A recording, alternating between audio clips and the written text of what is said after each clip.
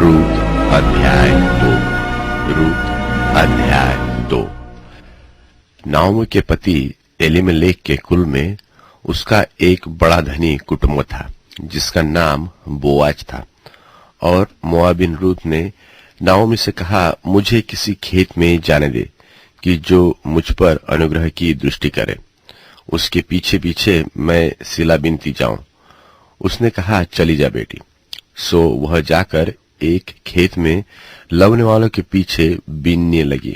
और जिस खेत में वह संयोग से गई थी वह एलीमेलेक के कुटुंबी बोआज का था।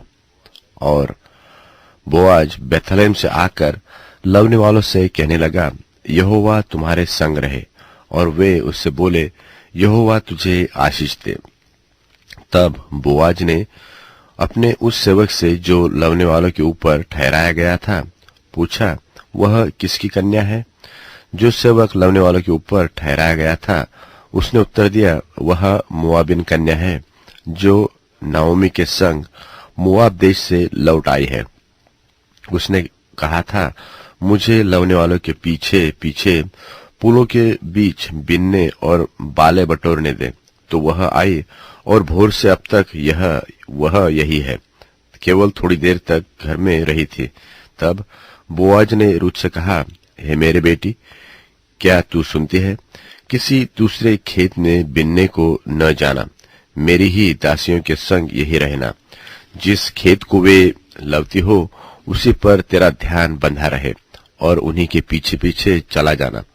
क्या मैंने जवानों को आज्ञा नहीं दी कि तुझसे न बोले? और जब जब तुझे प्यास लगे तब तक तू बर्तनों के पास जाकर जवानों का भरा हुआ पानी पीना। तब वह भूमि पर झुककर मुंह के बल गिरी और उसने उससे कहा, क्या कारण है कि तूने मुझ परदेशिन पर अनुग्रह की दृष्टि करके मेरी सुधि ली? बोआज ने उससे उत्तर दिया, जो तूने पति मरने के पीछे अपनी सास किया है, और तू किस रीति अपने माता पिता और जन्मभूमि को छोड़कर ऐसे लोगों में आई है जिनको पहले तू न जानती थी। यह सब मुझे विस्तार के साथ बताया गया है। यहोवा तेरी करने का फल दे, और इस्राएल का परमेश्वर यहोवा जिसके पंखों तले तू शरण लेने आई है तुझे पूरा बदला दे। उसने कहा, हे मेरे प्रभु, तेरे अनुग्रह की दृष्टि मुझ पर बनी रहे, क्योंकि यद्यपि मैं तेरी दासियों में से किसी के भी बराबर नहीं हूं, तो भी तूने अपनी दासी के मन में बैठने वाली बातें कहकर मुझे शांति दी है। फिर खाने के समय बोआज ने उससे कहा, यही आकर रोटी खा और अपना कौर सिरके में बोर। तो वह लवने वालों के पास बैठ गई और उसने उसको भूनी हुई बालें दी और वह खाकर तृप्त हुई, वरन कुछ बचा भी रखा। जब वह बीनने को उठी तब बोआज ने अपने जवानों को आज्ञा दी कि उसको पोलों के बीच बीच में भी बीनने दो और दोष मत लगाओ, वरन मुट्ठी भर जाने पर कुछ कुछ निकाल कर गिरा भी दिया करो, और उसके बीनने के लिए छोड़ दो और उसे घुड़को मत। सो वह सांझ तक खेत में बीनती रही।